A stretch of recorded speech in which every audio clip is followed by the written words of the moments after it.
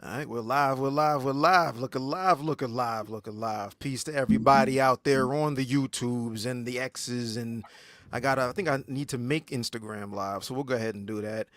But yeah, fellas, what we're gonna do tonight. We have a nice little 4th of July edition, the 94th episode of the Ringside Club, which is kind of crazy to say, but we're here. I'm holding it down solo dolo, so peace to my good brothers, of course, Boog and of course Chad Law, both of those fine gentlemen out on assignment, but I'm joined by two very, very dope individuals here. So without further ado, we're not going to waste any time. We're going to get the show started. We're going to come back. I'm going to reintroduce myself and then allow these two gentlemen to introduce themselves to all of y'all. It's the Ringside Club. Let's go. Peace to y'all, it's the Ringside Club, A.O., Blame Boogie, Chad Law. The power's back, triple power bomb. The big dog trio in the stream, y'all. Go outside, hit the venue guard. It's all love when you see us, Lord. Back to the pad, on air for the pod. Ringside Club, intro to the squad. Let the show start.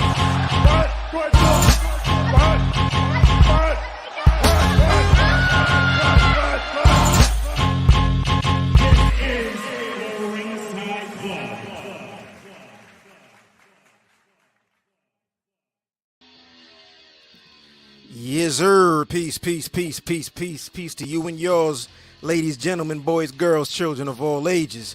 Broadcasting live from the Empire Tri-State, 905 Live like we usually do. It's the Ringside Club. Before we get into any introductions or reintroductions, want to let everybody know that you can find us at theringsideclub.com. Of course, across all social media, we're there. YouTube, Instagram, X, Twitter, whatever it's called this week. Plus, you can find us across all podcast platforms. Subscribe to the audio, Spotify, Apple Podcasts, plus the video right here on YouTube. If you don't catch us on air, you could definitely catch us on demand.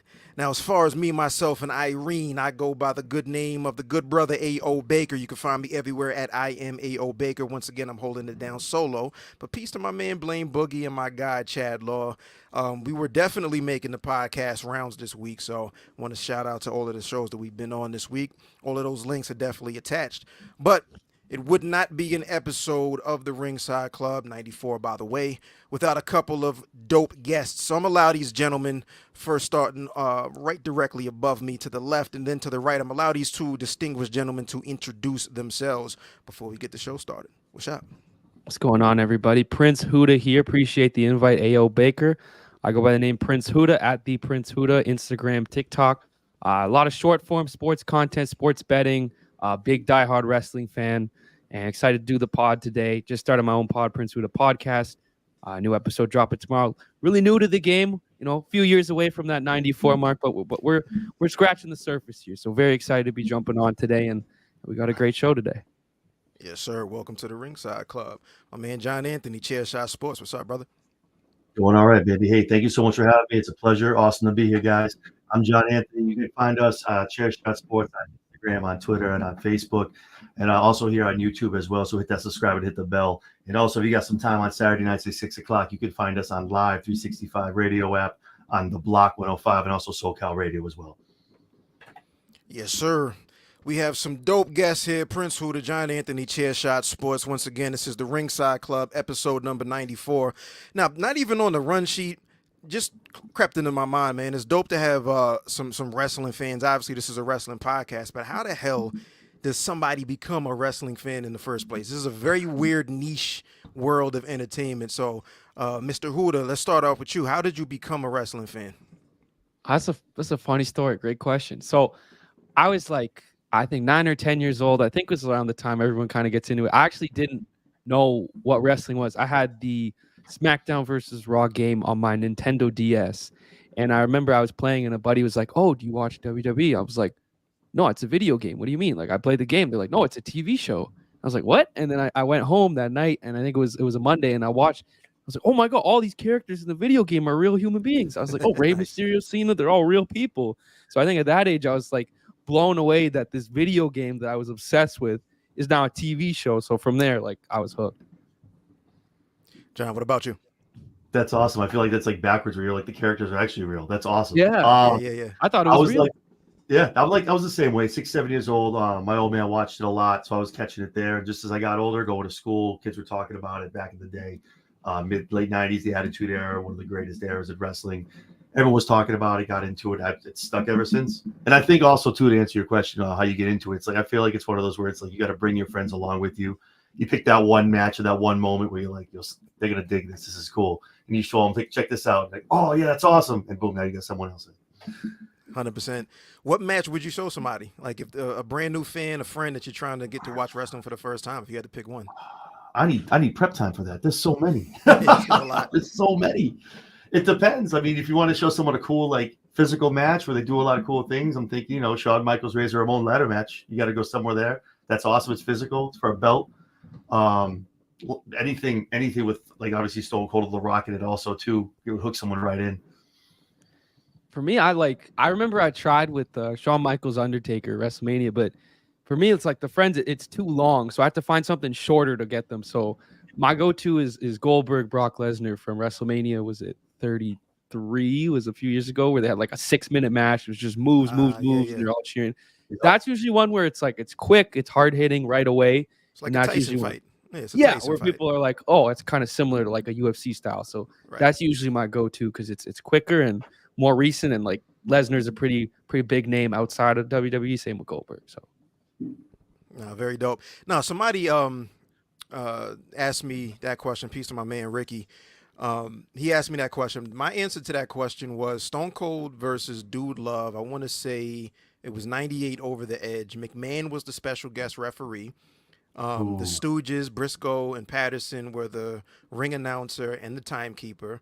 I think the Undertaker was the special like enforcer or something like that. It was just chaos from top to bottom. It was chaos. They had like a pretty dope like old cars that were stacked up in the entrance ramp. So they're throwing each other off of the cars, back body drops. It's absolute chaos. But it was in Milwaukee. The crowd was on 11 out of 10. It was just a really, really dope match. So that's one of those where it's not super technical. It's definitely a brawl, one of those walk-around brawls. But for anybody that wants to show somebody something entertaining for the first time, for fresh eyes, rather, that's usually my go-to. But really, really dope.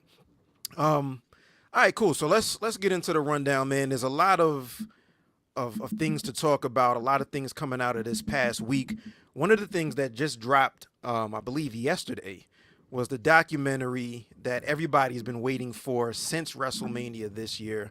And that documentary is WWE WrestleMania XL Behind the Curtain. Now, I haven't had a chance. I was planning on watching it today. Didn't get a chance to watch it yesterday. Didn't get a chance to watch it today. But you two guys did have a chance to check it out. So what were your thoughts? What were your thoughts? Was there anything that kind of stuck out that you didn't think happened behind the scenes, or what was interesting, or what are your takeaways from that doc? I thought Honestly, it was.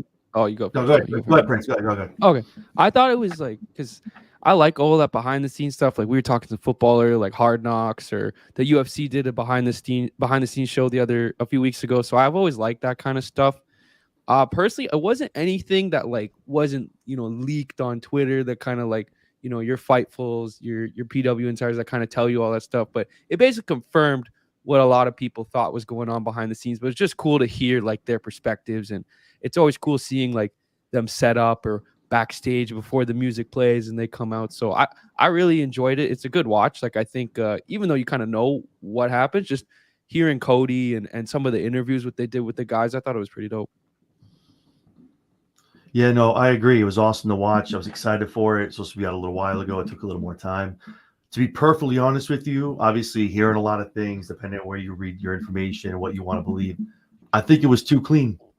I think it was too very matter of fact. This is what we wanted to do. This is how we talked it out. This is, oh yeah, everyone's cool. Yeah, and they realized, nah, man, it wasn't that clean. There's no way. Right. There's no way, man. I'm sorry. I know a lot of people are talking about Cody going to business for himself. A lot of other stuff with the point after the Rumble and stuff. All that noise I don't know about, but I just feel like it was too much of a clean cut. I would expect a little more, I guess gritty is the word I'm looking for, a little more down stuff like after matches. And they're obviously recording everything that was going on during that whole time. I just feel like it was a lot of in front of, very nicely talking. Yeah, this is what we're going to do. And everyone understood the whole thing. That's my thing. I just think it was too clean. I think they cleaned it up a little bit. That's why it took a little longer to come out. They were talking about this for 3 months now. So I think we got the real story, but I don't think we got the real true story. I think there's a little more animosity and attitude at the end of the day between some people. But at the end of the day, I think it was an awesome match. It was a great run by The Rock, and just it was a great documentary. Yeah, that makes sense. I heard a couple of people, pardon me, say the same thing. Where it seems like because it's The Rock and WWE controlling that narrative, like all of that footage is obviously in house. So if there's something that they don't want to get out or a little detail that doesn't make somebody look as good as they want to look, they're not going to put that out. You know, you would need one of those third party, almost like a Dark Side of the Ring type of thing, to get like the real. You know, to get the real story. But I can 100% see, I saw a clip that made me laugh where, I don't know if I got it right, but it was like after Cody found out what the actual plan was, he went back on his bus and pretty much took a bottle of vodka to the face. You know what I mean? Like, I got to cope. I got to, it's not what I wanted to hear type of thing. But I definitely, I want to check that out before the end of the weekend. One thing that I thought was interesting, John, I want to know if you caught this too. Like Triple H was talking of how he had told Cody before the Rumble that the plan was probably going to be Rock versus Roman. And then on the other side of the bracket, it was going to be Seth versus CM Punk. So I was like, why did they have Cody win the Rumble then if they already had the 2 title matches in place? Like that just seemed like a silly thing to do because it only just made it make less sense. I agree that they don't really, and they don't address that. That's the thing. And then Cody kind of is out here in the breeze with, turns around, does the point. So if you knew that, I really don't think Cody turns around and points up to Roman. Like that doesn't make, you know what I mean? Because obviously they're like, hey, listen, you won it, cool. Don't make a decision yet. Let's do the Rock thing on SmackDown. It just there's something's not there. Missing. Something. And again, Vice will come out in like another year and they'll drop the real footage. Yeah, exactly. But no, it's something's missing. And like I said, it's great. Triple H comes out looking great. Cody, Roman, they're soldiers. Seth was a great soldier, still getting it done injured. And again, The Rock comes out smelling like a rose, and that's definitely done on purpose. So maybe we'll never know. Cody's going to have the most fascinating, whenever he actually does hang the boots up, you figure, let's say 20 years from now, right? Those tell-all shoot interviews or whatever, if he writes a book, there's so many stories. Like what actually happened to separate you from AEW and Tony and the guys? What happened behind the scenes here at WrestleMania? He's got so many stories. Like it's a volume of books. You could write probably a book just on the AEW. He was there for 3 years, helped found the company and all of that. Same thing with WWE on both sides of his AEW tenure. He's got so many stories. He's a fascinating human being. Like Cody fascinates me, man. Like I want to know where all of the bodies are buried. But yeah, man, that's WrestleMania XL. That's the little behind the curtain, man. If you haven't checked it out, like myself, tap in, man. All right, we had a lot of action this past week over on the AEW side of things. Forbidden Door was about 17 or 18 hours. I heard word that it just ended 15 minutes ago. It's a long scrum just got over with. the last 3 count was just happened. I enjoyed it for the most part, man. There were 5 matches on the pre-show, 10 matches on the main pay-per-view. One thing I can't say is that because I've bought every single AEW pay-per-view since the first one, right? Spent $50 on every one of them. I cannot say that I don't get my money's worth. You know what I mean? Those pay-per-views are among the best that I've ever seen. Highlights, I think everybody's highlights probably Swerve and Ospreay. I'm a Zack Sabre Jr. guy. I just met him actually on Saturday, the day before the pay-per-view. Where I'm in Queens, they have this store called Wrestling Universe where they do signings and shit all the time. So I got a chance to meet him. They have Bret Hart coming up at the end of the month that I've already bought my ticket. I bought Bret Hart merch. I'm super nerded out, like nerd level 11 when I go to meet Bret. So Sabre Jr. his match against Orange Cassidy was a favorite of mine. A lot of fallout obviously happened on Dynamite as well. But what were your guys like standout matches, moments, anything that stood out to you from Forbidden Door that you would want to watch again? Let's say what stood out to you guys? I definitely want to watch the Ospreay match again, just because like last year when he did the Omega match, for me that was the one where I was like, because I wasn't a big or too familiar with Ospreay. That match where I was like, right. Okay, holy shit, this guy. Something special. So I personally I thought they might have did the little swerve there and Ospreay would have won because you got the show in Wembley and like for the world title. That would have been cool. So it's weird that they kind of seems like they're going away from Ospreay in the world title picture based on what happened on Dynamite. But I really liked it. I liked the Tony Storm match. I thought was good too with Mina Shirakawa. I was interesting because the whole story was like, what side is Mariah May gonna come on? And in the end, they all literally like kissed and left together. So I was kind of just like, oh, like it's over. Right? I think there was more legs there that they could have done something with. But I really like that match as well. Yeah, no, I feel the same way. It's Osprey. It's Osprey and Swerve for me, man. Like Swerve, I know he gets a lot of crap. A transitional guy, just the title, a placeholder. He showed up, man. Awesome pay-per-view. The pay-per-view for me, I agree. It's always getting my money's worth. It was a little predictable at some points, but it was still good at slap. But that main event definitely made it worth getting that pay-per-view. It was awesome to see. Was it 3 house calls? And just the fact that he just holds Osprey up, gives him a little pat, and then just like lets him. I'm like, oh man, cinema. I love Swerve. I think he's underrated, man. I think he's going to do a lot of great things for a lot of time to come. So I'm pumped. I love that match. I thought that match was really important. Like you said, the reputation or the stigma rather of possibly being like a transitional champion. That was the big win that he needed. You know what I mean? That was the big win against a bona fide main eventer. Even before, I say like the last 2 weeks leading up, like on TV, on Dynamite, they kind of played their hand a little bit with like foreshadowing the direction that they were kind of going in the future. But when they announced that match, that was one, first of all, I thought that would have been the Wembley match. And because they did it at Forbidden Door, it was like there was the shock of the match is here. Then all of a sudden, I literally have no idea who's going to win this. It can go either way. I can come up with 2 or 3 scenarios and both, with both outcomes as to why this would make sense or that would make sense. But that was the big match that really solidified this this title reign for Swerve. Like before, when we did our prediction show last week, I said I thought that Osprey was going to win. I thought that Hangman and Swerve would reignite that feud. Like, we all saw, not to go too far ahead, but we see that Hangman was the wild card. I think he wins that and they reignite that feud for the main event for Wembley. MJF and Osprey is so dope to me just because of the potential of that back and forth on the microphones. Both of those guys talk A-list level shit. A-list level shit. So that back and forth on the mic is going to be amazing. But yeah, John, I agree with you. Like that solidified to me, like, all right, this is a legitimate reign, especially if he walks in again, in this match with Hangman potentially at Wembley and still walks out with the title. Now we have to completely rewrite what this title reign is. This is like some heavyweight level shit. So really dope. Yeah, when I did we did our the same thing. We did our prediction show, and I called it before when I talked about when the brackets came out for the Owen Hart tournament. I already called Heyman's the wild card. He's going to win the match. They're running it back he's going to run it back with Swerve. If Swerve comes out of there the champion, I really think it's going to be Hangman because I think it's going to further the angle that's going on with the Elite. But if Swerve comes out of there, like again, now you're looking like what's going. Now he's probably going to hold this thing till Revolution.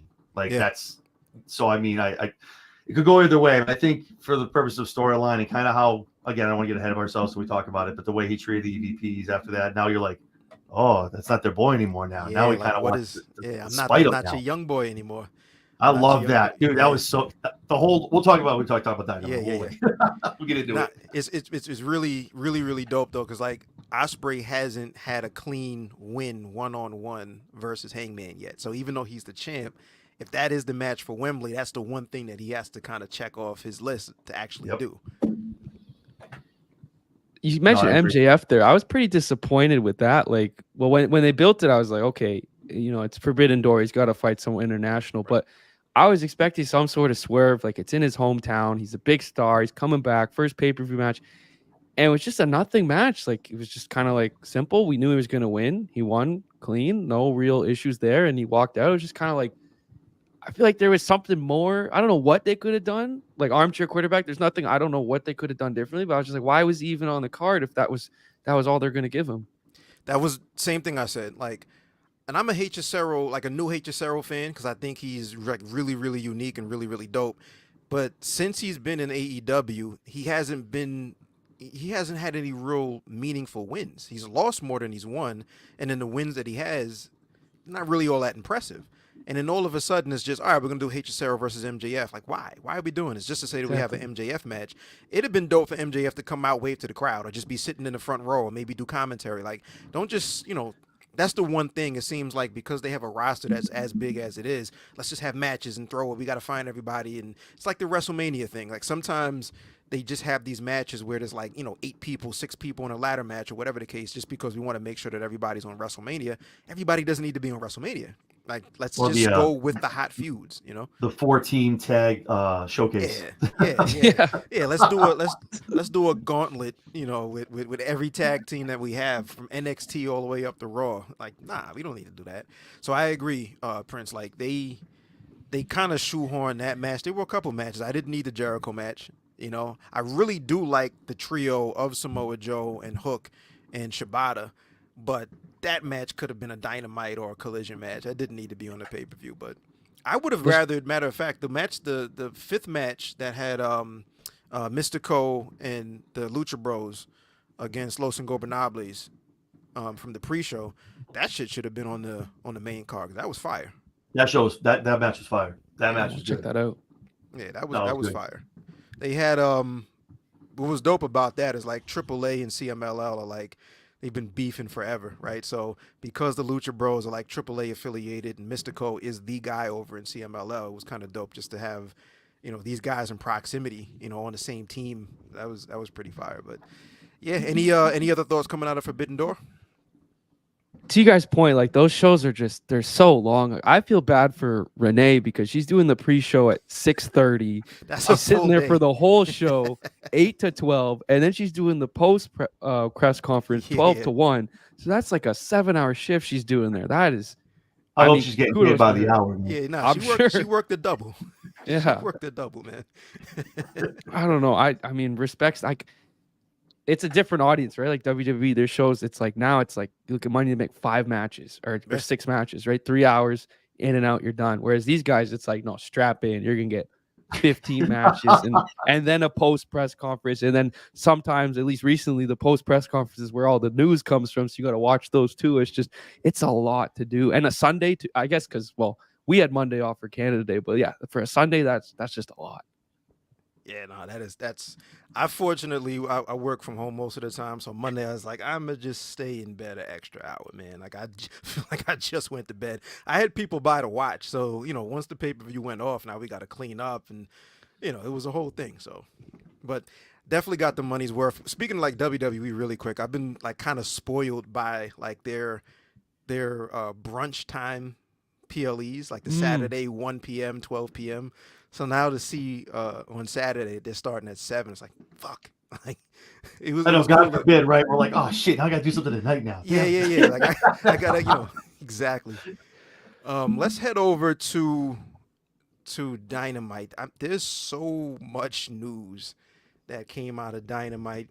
We have so much to unpack. So much. Officially heel Mercedes Moné, it looks like. Officially heel MJF. Turns on Danny Garcia, costs him the match. I thought that Danny was walking out with the international title, to be completely honest. I thought that it would have been MJF on his behalf just because he wants to really, affect Will Ospreay, that he would have cost him the title. But fully back heel MJF. Hangman Page is back. He's the wild card. Looks like it's him and Jay White on Collision this Saturday, which should be fire, and then Bryan Danielson and Pac and a burner to open up the show. Where do we start? Like what was like your highlight or highlights coming out of Dynamite this Wednesday? One of my biggest ones up. Oh, sorry. You got it? You want me to go? That's why, no, you go. One of the biggest things, obviously, coming back is Britt Baker. Like to hear I didn't even such mention a sobering story of what happened to her. Exactly. And then to just whip it, and they did it almost a la WWE to just whip it right back into the story. Have Mercedes, hey, go sit up your party out there while she's talking about all that stuff. Go ahead. Flawless. Like that was. Those two are gonna burn the place down. I'm telling you. To be and Britt on the mic, she's sharp. She got a sharp tongue, man. Very. I'm pumped for that. And MJF. Damn, he could have just hit him. I think it was 5 good minutes of just beating Garcia down in the ring, to a pulp. Dude. Yeah, they talk about sending a message. So MJF, like you said, back full scumbag heel. I think there was a lot of cool stuff. Obviously, Hangman being the wild card. Like I said, I think they're gonna end up running that back with him and Swerve. So It was a good episode. I think AEW's actually, I'm not a deterrent of them. I'm not a hater at all. I like all the products. They have their opportunities, but I think AEW in some way, shape, or form at Forbidden Door is starting to turn a corner. Yeah, I agree. I'm glad you brought up Britt. I don't even know how I missed that one. I was just sitting up like this because once I realized that they were bringing, or once I saw that they were bringing the balloons and setting up, and she's just in the ring, I'm like, oh, this is gonna be amazing. And I think this brings like one of the things that people have kind of criticized Mercedes about a bit has obviously been her promo, but I think now that she has a very clearly defined, or at least for that segment, clearly defined, she's the heel in this situation with Britt Baker, that gives her a bit of an edge now. She has something to kind of work with a bit and really show off her personality instead of like, we're not sure, we don't really like her character. Nobody likes a CEO. You know what I mean? Like, let's keep it a buck. Like, nobody likes to see inflation is through the fucking roof. So nobody's like rooting for, for the boss. It's like, nah. So this persona of, yeah, I walk the red carpet, or I'm at the NBA game, I'm the highest paid, I'm this, I'm that. It's not a likable personality or a likable persona, I should say. Now that she's able to kind of like double down on that with the returning Britt Baker, she tells her story about how the whole right side of her body was paralyzed. Tony, I need to take some time off, take as long as you need. I'm the person that started this division. You're the person that's coming here trying to make it all about you. Amazing. Amazing. I'm looking forward to this. This may sound crazy. I agree. The Britt Baker Monet segment was probably the highlight for me, but I never thought I would say this with the learning tree, but it's starting to grow on me. This hey guys, like all this, and then the crowd's like into it now. They're waving and like when it first started, I was like, this is terrible. Like I hate this. He knows he's being bad, but I'm like okay, like with Taz where he's like, you were standing clapping like a mark. That one popped me, and then Taz popped too. So I was like, okay, that was funny. And then they destroyed Hook, so it seems like if I had to crystal ball, we're gonna get Jericho Hook at Wembley. I don't hate learning tree as much as I used to, and like it's Jericho, man. He just commits to these characters, whether they're good or bad, and then eventually it's like, okay, this isn't as bad as I thought it would be. Just the hey guys that gets me now. Just thank you guys, thank you. I love that shit. Nah, Jericho, it's same thing with me, Prince. Like when this first started, I'm like, God, man, like enough. Like just take 6 months, bro. Just take 6 months. Put your feet up. It's all good. You're still Chris Jericho, no matter how long you stay away. And little by little, it's definitely growing on me. Like Big Bill is another one. Like he's playing his part. Like he's a goofball, and it makes sense. But then at any given point, this 7-foot guy can turn it up and kick your head off. So it's definitely grown on me. I agree. Yeah, the Dynamites recently, like John said, they're turning a corner. I agree. Like the last little bit, like it feels like every year they go through a stretch where it's just like, like there's nothing really hooking me right now. And it seems like MJF heel, I think that's what they built this company on. And then the Elite storyline is like, it's kind of, it's middling, but it's starting to grow as well. And then I think, the Jericho thing, I never thought I would be saying that in 2024, but I actually did like the Jericho segment. I don't know if I'll say that next week. It might be terrible. It can be hit or miss. But that one will actually, it's like, hey, you know what? This isn't as bad as I thought. Nah, I thought this was a perfect, or at least a near perfect episode. Like, there's a couple of things maybe you want to nitpick, but like for me personally, like watching that show from top to bottom, I came in late last night. I went to a NYCFC game. Brought my grandfather over to City Field, so dropped him off in Long Island, came back somewhere around like midnight, and I threw it on. And I was watching as if it was 8 o'clock. You know what I mean? Like I had the same amount of energy sitting on the edge of my seat. It was a perfect episode of Dynamite. And the real cool thing is like there were no lulls. Like one thing that AEW sometimes gets criticism for is that they don't let things breathe. But that was the perfect energy from segment to segment last night. And we've seen with Mercedes coming in and Okada coming in and Ospreay coming in. You can tell, especially with all three of them being champs, that they were kind of building the current version of AEW around those guys. And now you're getting the established acts like MJF returning, and now he's back in full form. And now Britt Baker returns. These are people that were the cornerstones of AEW for so long. And it's a nice little culture clash here. What's the direction? Hangman was the guy that they built, the first couple of years of the company around. along with the rest of the elite. So you're getting those people back in the mix of things into real stories, real main event stories, leading into their biggest show of the year at Wembley. I think they already have somewhere around 45 or 50,000 tickets sold, or somewhere in that range. So we already know that they're trying to probably hit. They're probably going to hit 60, I would imagine. I think anything over 50 is a win for them, to be honest. But there's some heat going into Wembley. No, I got to Absolutely. agree. I think a lot of it is too this lull that AEW was in. They were missing a lot of guys.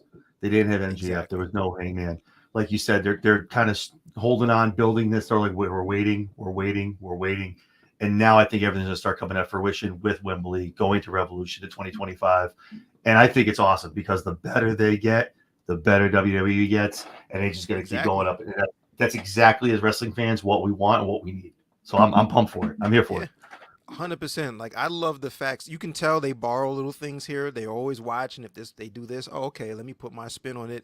AEW existing in the first place made WWE step up so much. It's easy to get complacent. Like, everybody has said this at some point or another, but to be the only game in town for 2 decades and not really have to worry nobody's on your heels. We hadn't seen competition since ECW and WCW were around, and that was the best time. And then 20 years go by, and now we have AEW, and 5 years of AEW. Who would have thunk? About to probably hit a lick on a new TV deal coming up anytime now. They're due. Mhm. But yeah, like, a lot coming out of a Forbidden Door to talk about, a lot coming out of Dynamite to talk about. One But last thing on AEW, just sure. out of curiosity, where do you guys see Omega fitting into this elite storyline? Like, obviously they took him out. He's, on the shelf. Like, I don't know, like, looking at the rumors, like when he would come back, but I'm curious to see how he would blend into this elite feud now. Like, who's on his side? Yeah. Can Go he ahead, John. come back? Yeah, No, I just, from what I saw, I mean, like, it's gonna take a lot. Like, I Yeah, just it's don't. tough. If he does, whatever he does fit into, I think is down the road. Like, oh, I okay, can see bad, maybe bad. coming back, like being some kind of on screen persona, doing something like working with that. But I think from what I read, and then obviously what he said, we're looking at a long term kind of timetable for this guy to come back full time. Yeah, it's really tough because, like, the only pro wrestler that I know of that I can associate with diverticulitis is Lesnar, and he had that when he was with UFC at the time. Mm-hmm. So I'm not really sure, like, and obviously everybody's case is different, right? So, but I don't know, like, what the timetable actually is. To answer your question, it's really a matter of, it is timing. Like, when he comes back, where is the elite at that point? Mm. Like, if I'm fantasy booking right now, right, and he does come back, let's say, a miracle happens, he's good enough to go somewhere between now and Wembley. I think, like, he's got to be the guy that takes down the elite. You know what I mean? Like, I think Swerve's issue with Hangman is really a Swerve and Hangman issue versus if Hangman is aligned with the elite when Omega comes back, it's more personal with him and the entirety of the group because they all kind of started together. And then you have, the biggest elephant in the room, which is Okada. Like, that feud that they've had and those matches that they had, everybody kind of wants to see them run it back at least one more time. But now that he's aligned with the guys that I used to be aligned with, they kind of kicked him out of the group for Okada. So I think, Mm-hmm. like, if we're kind of getting to a place where we have to put an end to these guys being in official power as EVPs, at least in a storyline standpoint, it's going to be some kind of stipulation where Omega wins a match and then they're stripped of their power, or the elite has to dissolve, or something like that. And then from there, it's really like, let's just get some of the biggest matches that we can get. Like, Omega and Osprey, who wouldn't want to see one more of those? Omega and whoever, to really get, like, I think it's really going to be a last run type of thing too, with them, at least at that main event point. Like, heading back to Forbidden Door really quick, we see a lot of those main event guys that were, on par, like a Naito, for example, Tanahashi. These guys are not main event caliber anymore. Their bodies are beat to hell. And Omega wrestled such a physical style for so many years. And coming off of this surgery, a couple of years ago, he was out with, multiple surgeries on his knees and shoulders and all these kind of things. I just hope that his body can actually hold up if he's able to come back from the diverticulitis to work that style that we really know and love him for. But short answer to answer your question, I think he has to be the guy that makes the most sense to take down the elite. Yeah, I agree. Or even With All bloody, In, or even who? bloody guts too. Even if not all in, bloody guts too. Exactly. Ooh. Imagine, like we see Mark Briscoe is the first guy that made himself available for Team AEW. Imagine the last guy is Omega. Nobody's gonna see that coming. Before we keep going, can we talk about Briscoe for a second? I love that man's character on Love him. screen. I love He's him the so much, best. man. Oh God, I love, especially with Kyle O'Reilly now too. And just like I love what he's doing with that group, man. Oh, I love it. I love what Briscoe does. Mark is a guy, like, if there's a list of like, yeah, I want to have a beer with that guy, Mark Briscoe's at the top of that list. You know what I mean? Like, I want to just Absolutely. let's throw back a couple and talk about whatever you want to talk about, bro. I love Yeah, it. it feels like he's not playing a character. Like that's the same guy Yeah. after the That's show, him, before man. the That's show. all Yeah. him. 100%. It just feels like a dude. Like he's just one of 100%. those dudes. He just got off the farm. Oh, I got to wrestle tonight. All right, bet. Let's go. Say less. Say less. Love it. Love Mark Briscoe. I have to tab back into Ring of Honor. I have the Honor Club subscription, and I know he's the world champ. It bothered me that he was in the TNT ladder match. Like, bro, you're a world champ, and you're kind of going for the tertiary championship, in AEW. But if anybody was going to make that shit work, it was going to be Mark Briscoe. That guy is a gem. That guy is a gem. I got a Agreed. chance to meet Jay, too. I met Jay. Oh, no way. Oh, really? Yeah, No I way. met him. I got married in 2021. So earlier that year, a couple of buddies took me to Baltimore for a Ring of Honor show. And like, I'm not the guy. I've done a bunch of stuff like in the entertainment space. So I'm very respectful if I see like somebody walk by. I don't really ask for pictures or anything like that because I know that they make money off of that. Like, if you want the picture, pay for the picture, that kind of thing.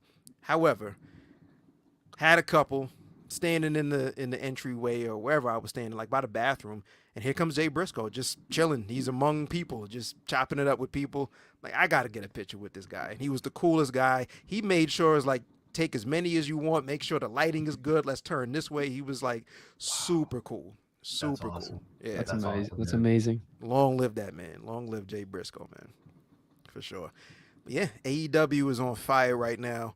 We have that PLE coming up, though. Back on the WWE side of things, Money in the Bank.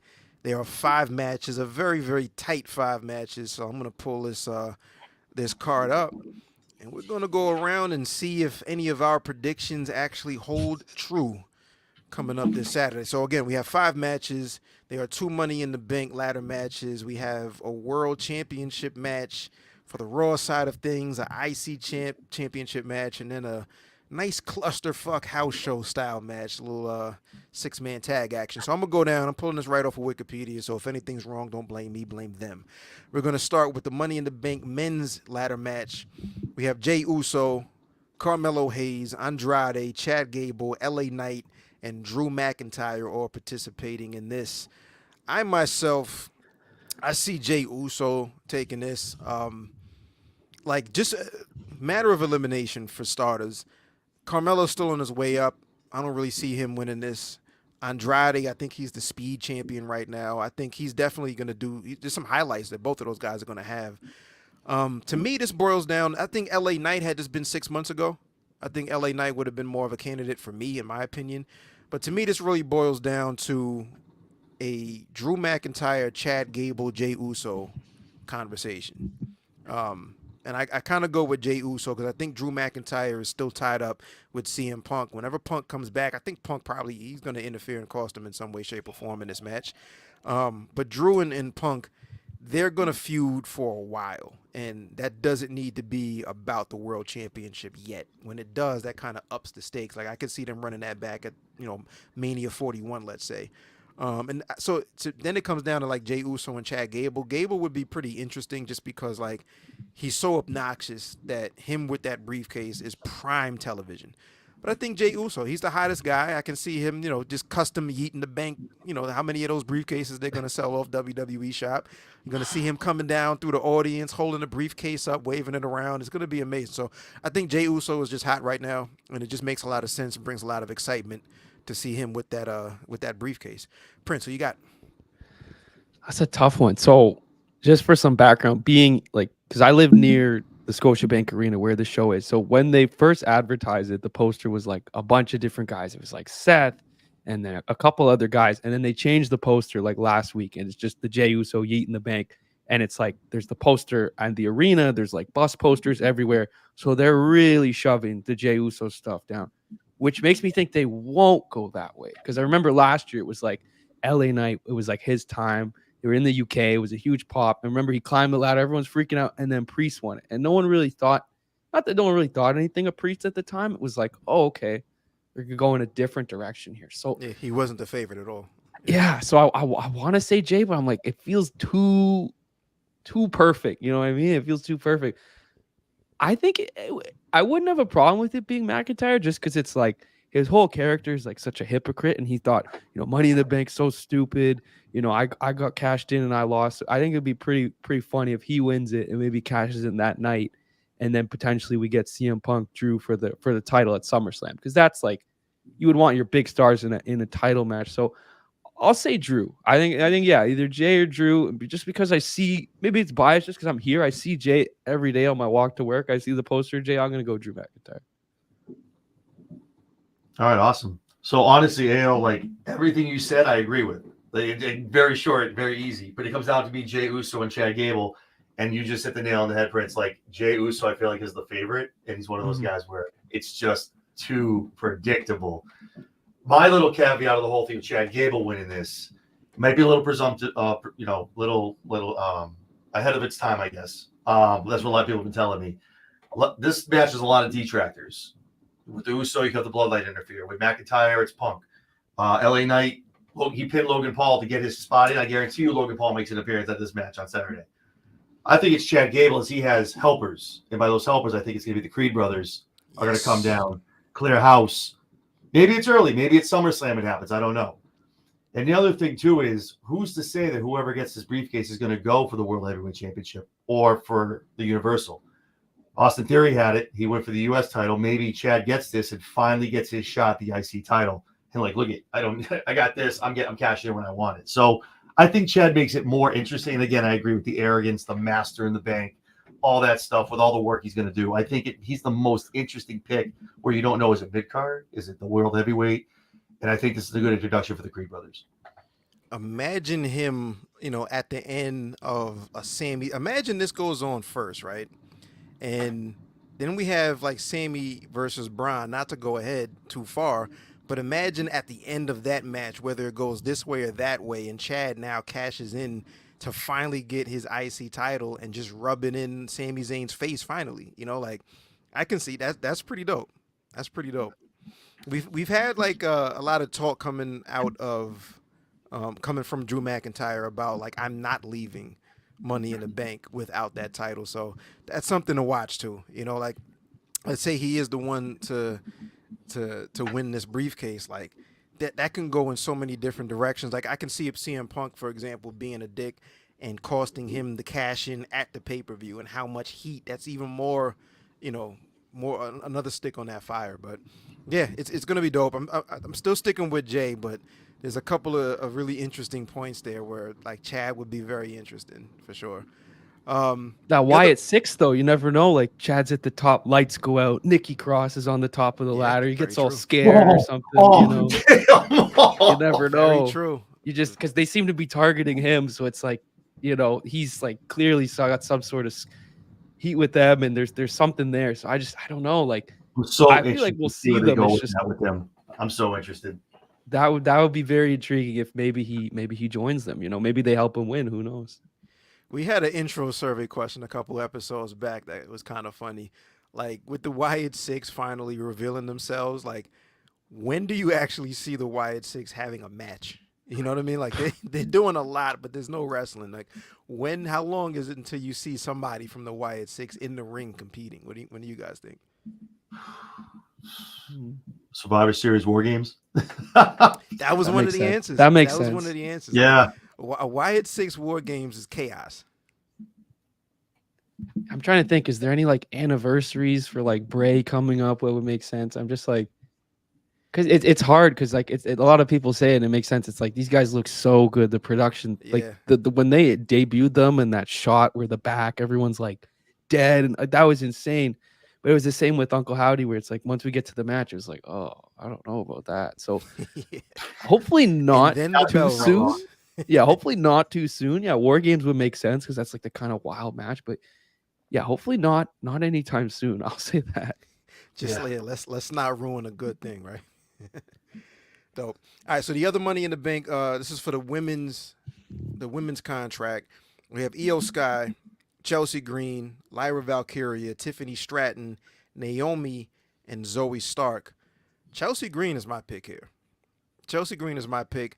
I don't remember if I know on the men, like there's been a couple of unsuccessful cash-ins. I don't remember if or if there were how many unsuccessful cash-ins there have been on the women's side.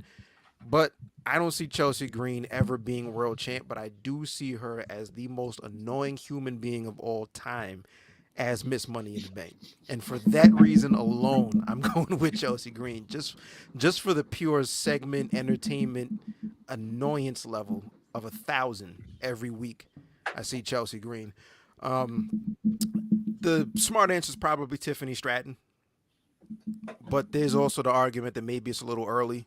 But you could also, who's to say that you have to, be around for a long time before you get that cash in. You know what I mean? So I'm gonna go with Chelsea Green. I think Tiffany Stratton is a smart pick too. Who you see, Prince? I agree with you. I think it's got to be Chelsea. Like I could see her like bedazzling the briefcase, and they'll sell a bunch of those. And like she's so like you said, annoying that I think like because I feel bad for Bailey. Like since she's won, they haven't really given her anything to sink her teeth into. So I think the back and forths between them, like I could see her doing a lot of the fake cash-ins where she comes up, so no, never mind, turn around and run away. I think from entertainment value, I feel like Chelsea would be the pick. Plus, she's from Vancouver, so a lot of Canadians love supporting their own. And I think the place will go nuts if they hear someone from Canada won the briefcase. So I'll go with Chelsea as well there. So I had Tiffany from day one. I think it was always going to be Tiffany. I think since her call up in the Elimination Chamber, I think she's got a little lost in the sauce.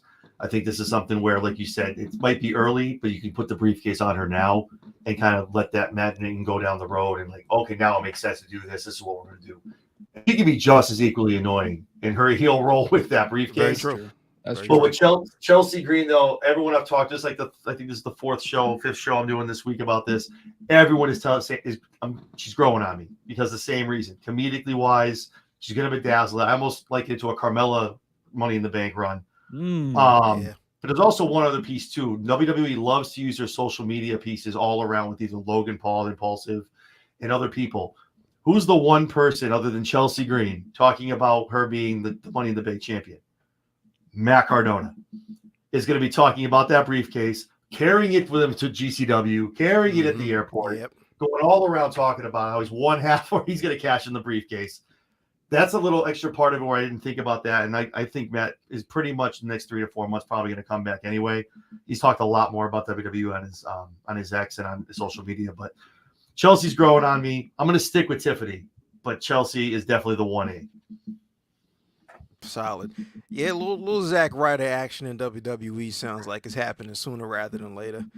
Definitely. He's been killing it on the indies, but he's hilarious. Yeah, but like I think he's definitely scratched that itch, man. Like he's done about as much as you can do on the indies. So it's almost like he's running parallel to Cody almost what he's done since he's left to come back. Right.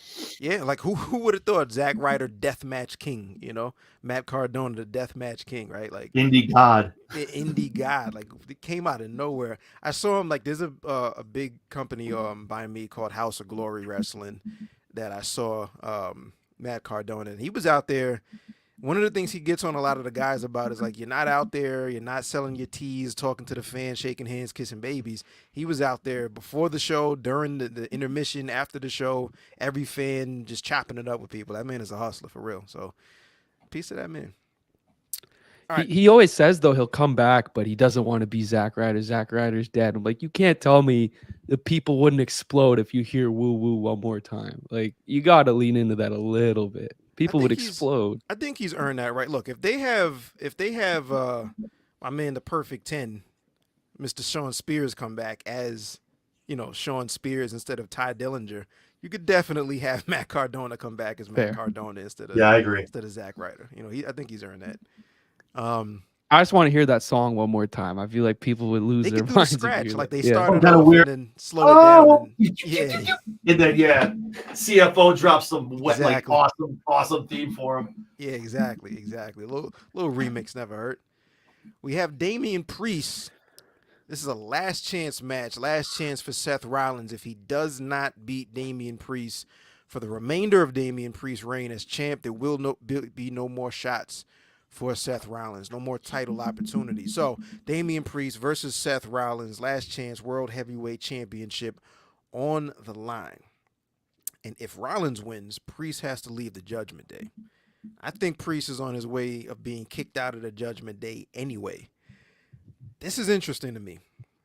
This is very interesting to me. Like I can see Damian defending here, but I'm also kind of looking ahead. Like we have Gunther coming up. He has a guaranteed match at SummerSlam. Is it Gunther and Seth Rollins or Gunther and Damian Priest, or does somebody cash in ahead of time? I'm trying to maybe I'm getting too far ahead, but this is a tough one for me to actually call here. I'm gonna stick with Damian Priest somehow, some way. I think he wins this match, avoids getting kicked out of the Judgment Day, and then gets kicked out anyway on Monday, just for a little swerve. I'm going Damian Priest. What you got, Prince?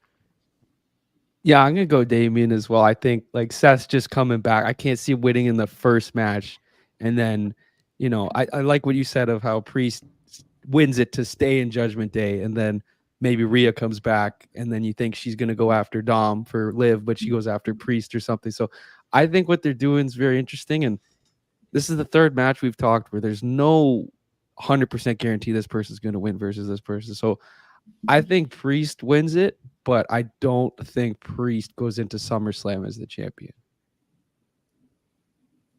So if you're booking SummerSlam right now, it's Gunther versus whom for that title? Oh, see, now it's tough because I said Drew Gunther wouldn't make sense because of Punk. Now it's like, okay, It's tough. we're in a weird spot here. I trust them to do a better job of booking this card than I do, but I Fair. think I'm gonna go with Priest here. I'll let them do the rest of this talking to get to August or whenever SummerSlam is, but I'm gonna stick with Priest. So I had Priest. I did. Dead to rights. The same thing you just said. Seth comes back way too early. And then Monday happened. And then Liv got herself involved and got these gents some gold. And I'm looking at it, making it make sense. And I'm thinking, Damian losing that belt, Liv being involved, Finn being involved. Because you go down that whole rabbit hole, I think Finn's behind the whole damn thing. Finn is the one stirring this pot of everybody grabbing the card, getting the clothes over to Liv to wear like in front of him. Just all this stuff, her getting involved. I think she's going to eventually be the one who's going to kind of go with Finn and break the whole thing up. But I say all that, Damian can lose this belt.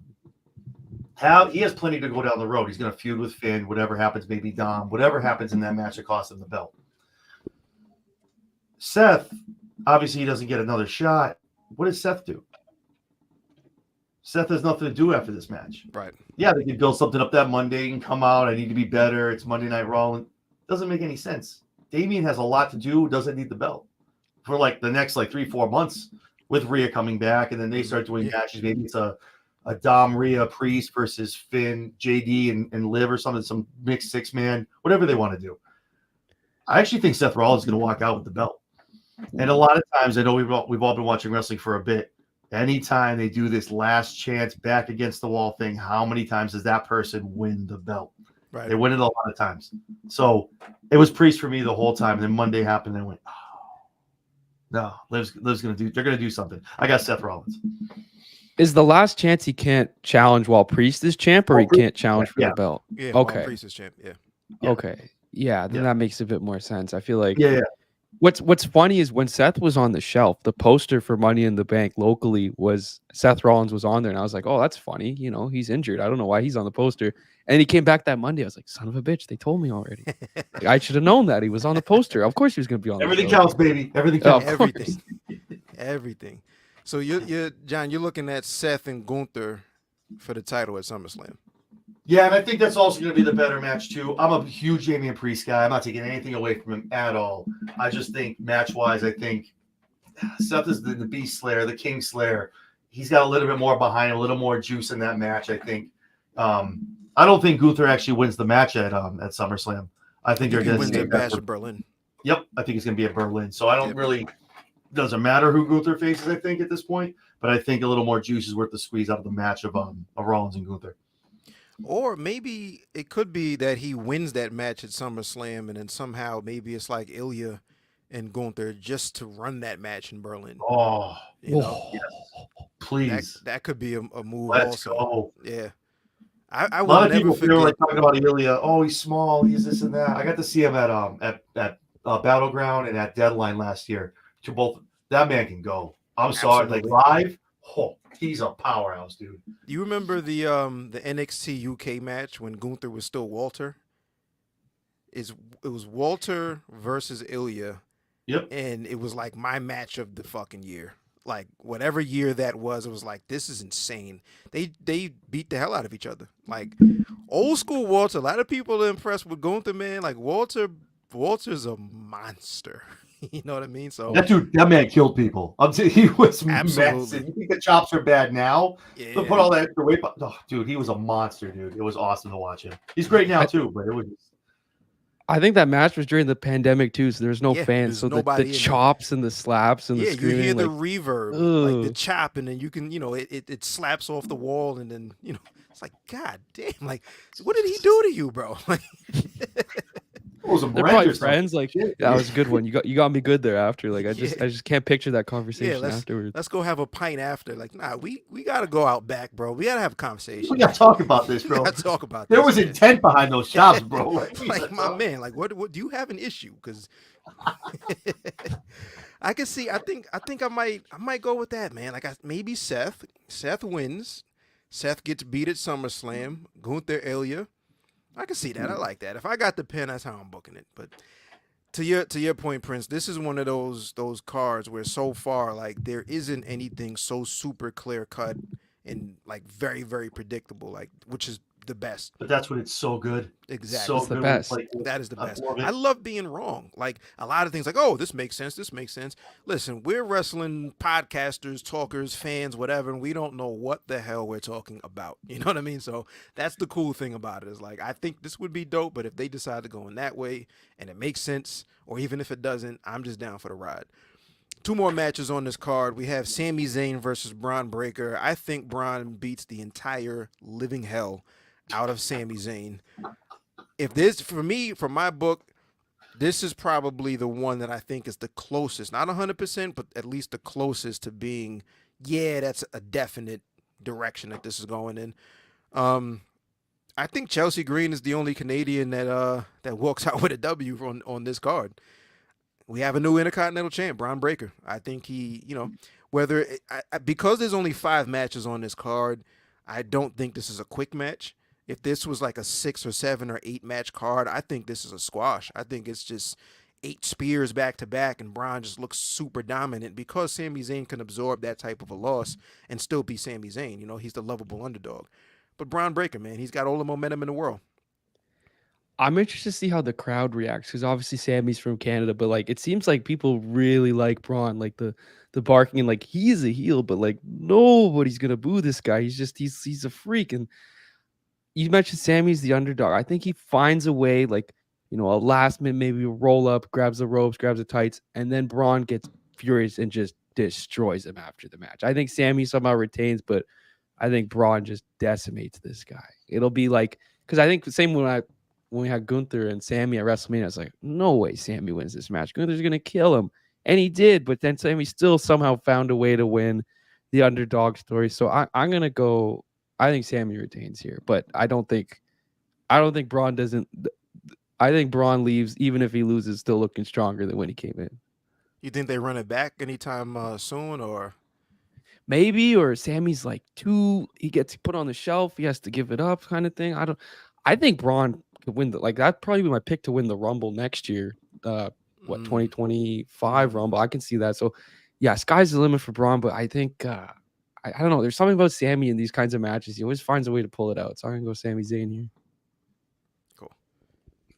Braun Breaker is going to beat the brakes off of Sami Zayn. It's going to be a disgusting match of just Sami just laying there, just taking it.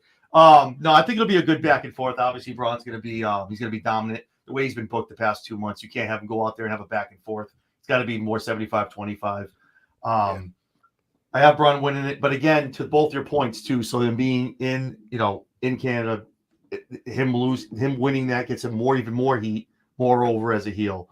And also, too, with Sami Zayn, let's say he does pull it out. Braun goes nuts. 4 or 5 spears on the...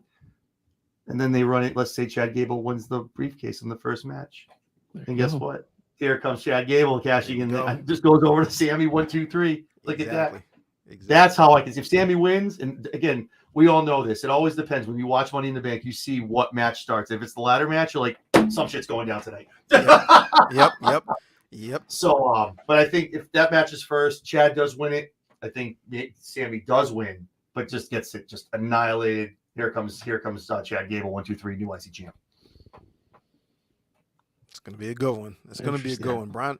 Braun Breaker is just extremely violent, sudden. Like they're perfect dance partners. Like the way that I have this match going in my mind is just like Sami just 80% of that match is just struggling, getting the hell beat out of him. And then somehow at the end we get the hope spot, but ultimately I think Braun walks out of that.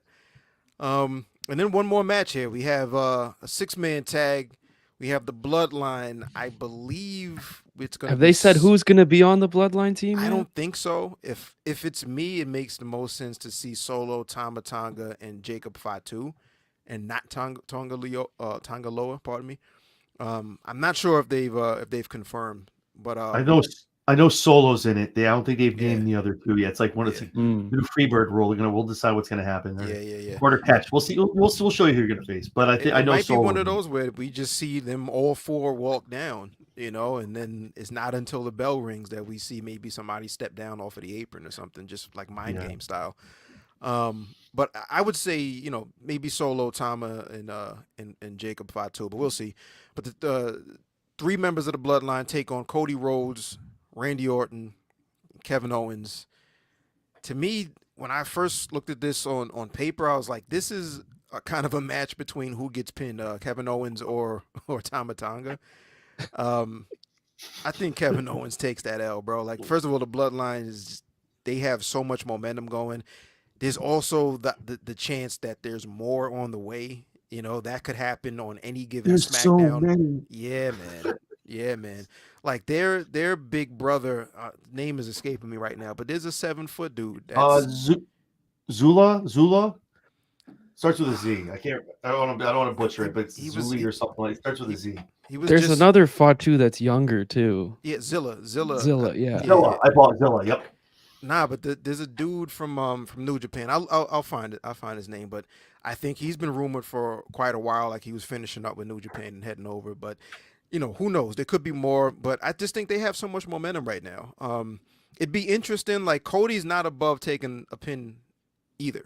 Even though he's the world champ, just to further whatever direction they decide to go in and add more heat to this, because we still have to set up whatever Cody's doing for SummerSlam, and it's going to be involving one of these gentlemen, whether it be Solo or Jacob Fatu, in my opinion. Randy's not taking a pin. Period. Randy's Randy. He's not taking that pin. He's hitting a couple of RKOs. He might get thrown out of the ring, but that's about it. You know what I mean? But yeah, I see Bloodline. Their hands get raised at the end of the night for sure. Yeah, I'm gonna go Bloodline too. I think I probably would have said Cody, Randy, Kevin, but after that segment last week where they put Heyman through, like Heyman doesn't do physical stuff. So to see him get the splash, get the spike, and then through the table, I thought he died there. The way he fell and he flipped, I was like, oh my backwards God. on it. I was like, ugh.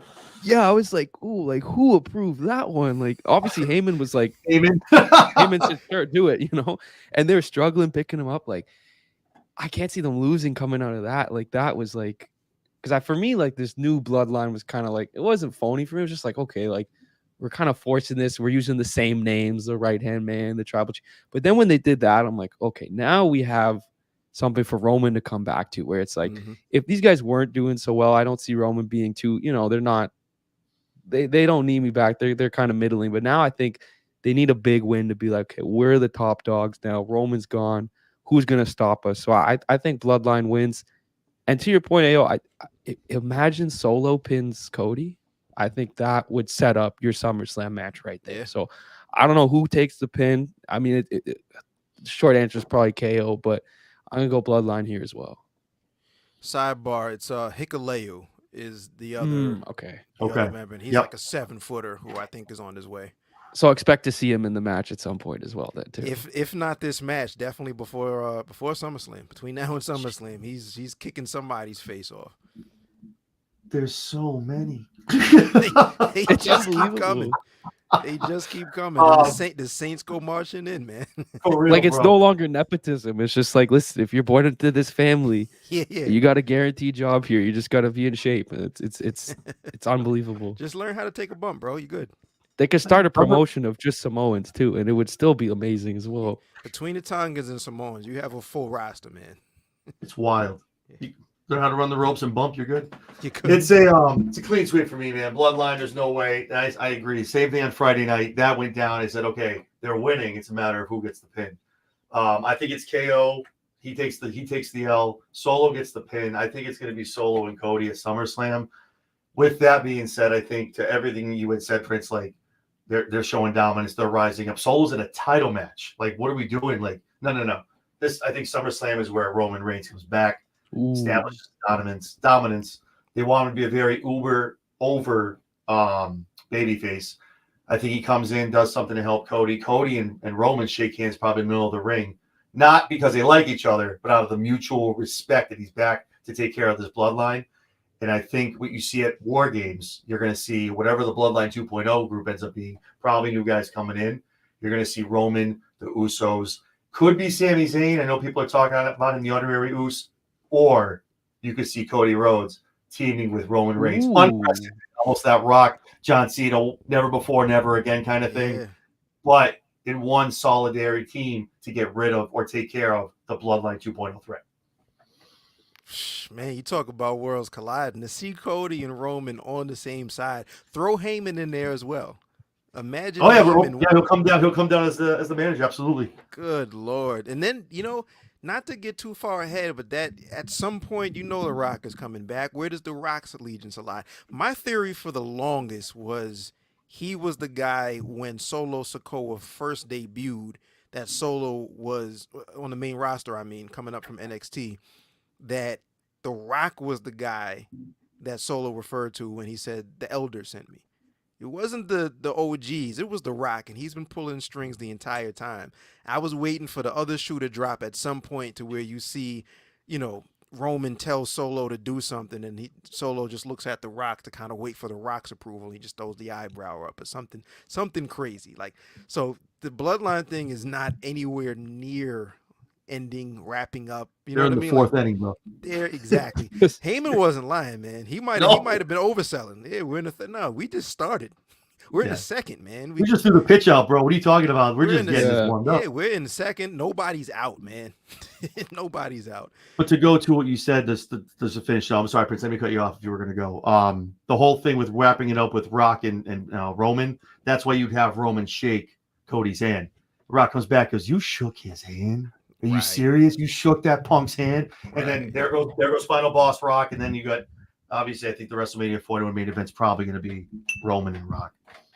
And the people love every night, every show. There's "We Want Roman" chants.